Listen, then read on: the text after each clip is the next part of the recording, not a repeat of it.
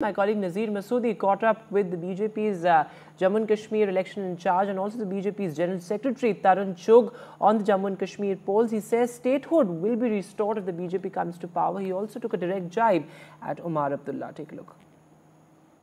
I'm joined by Mr. Tarun Chugh, General Secretary of BJP for Jammu and Kashmir. Mr. Chugh, what this election means for you when it's happening after such a long gap? जैसा कि प्रधानमंत्री मोदी जी ने लगातार जम्मू कश्मीर में विकास और विश्वास दोनों को खड़ा किया है और 5 अगस्त 2019 के बाद जम्मू कश्मीर विकास की राह पर भी बढ़ा है और एक चमत्कारी विश्वास लोगों के मन में खड़ा हुआ। ये बायकाट की धरती थी।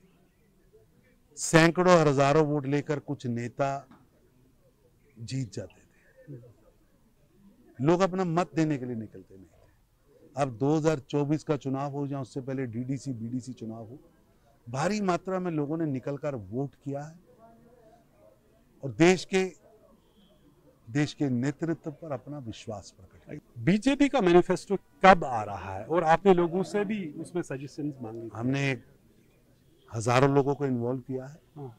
हजारों लोगों ने लिखित में, कई संस्थानों ने मेमोरेंडम के माध्यम से, विज्ञापन के माध्यम से हमें अपने सुझाव दिए हैं। हमने जनता से भी सुझाव लिए हैं, कंपाइल हो रहे हैं। अगले 3-4 दिन में हम अपना मैनिफेस्टो लेके आएंगे।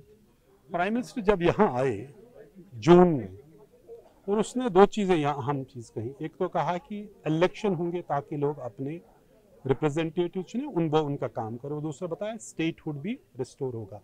क्या स्टेटहुड इस इलेक्शन का मुद्दा है आपके लिए? ऐसा है कि प्रधानमंत्री जो कहते हैं वो करते हैं। उन्होंने कहा था चुनाव होगा, फारूक अब्दुल्ला साहब कहते थे नहीं होगा, महबूबा कहती थी नहीं होगा, हुआ। ये कहते थे चुनाव होना ही नहीं है, क्योंकि इनका काम है भ्रम पैदा करना, हमारा काम है स्पष्टता करना।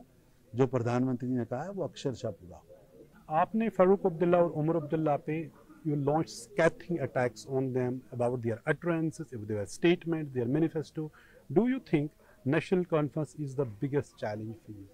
ऐसा कि नेशनल कॉन्फ्रेंस, पीडीपी और कांग्रेस, ये तीनों ही जम्मू कश्मीर की जनता का विश्वास खो बैठे हैं। चुग साहब, आपने कहा कि उन्होंने विश्वास खो दिया है, लेकिन अगर हम पिछला पार्लियामेंट इलेक्शन देखेंगे तो वोटों का जो देखते हैं, वोट किसको कितने मिले? एनसी कांग्रेस अलायंस को 41.7% मिला, ये विश्वास खोना नहीं है। बीजेपी को 24% मिला, पीडीपी को 8% मिला। ऐसा तो है, आज किसको कैसे कह सकते हैं कि विश्वास खो गया? ऐसा है, भारतीय जनता पार्टी ने 2 लोकसभा चुनाव लड़े, हम 36 सीटों पर चुनाव लड़े, हम 29 सीटें जीते, ठीक। और वो गठबंधन 90 विधानसभा चुनाव लड़ा, जीता कितने?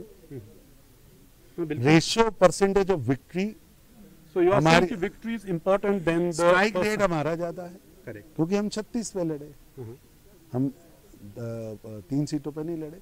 और आपको ये जो एक्सपायर्ड इंजेक्शन है, इसका असर, ये जो गठबंधन है एक्सपायर्ड इंजेक्शन, अच्छा, इसका असर अप्रैल में भी दिखा है और अब आने वाले समय में भी दिखेगा। It is the first time कि अब्दुल्ला साहब यहाँ से चुनाव हार गए। उमर अब्दुल्ला पहले भी हारे हैं साहब, 2002 में अब भी हारेंगे, मैं तो यही कह रहा हूँ।